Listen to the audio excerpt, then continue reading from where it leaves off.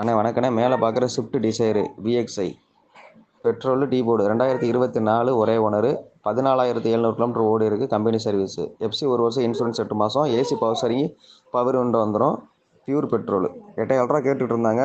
Very ஃபைனலாக ஒரு ready கேஷனா ஒரு 7,80,000 கிடைக்கும். 7,80க்கு தான் கிடைக்கும். அதுக்கே வாய்ப்பு கிடையாது. Plus 2% commission.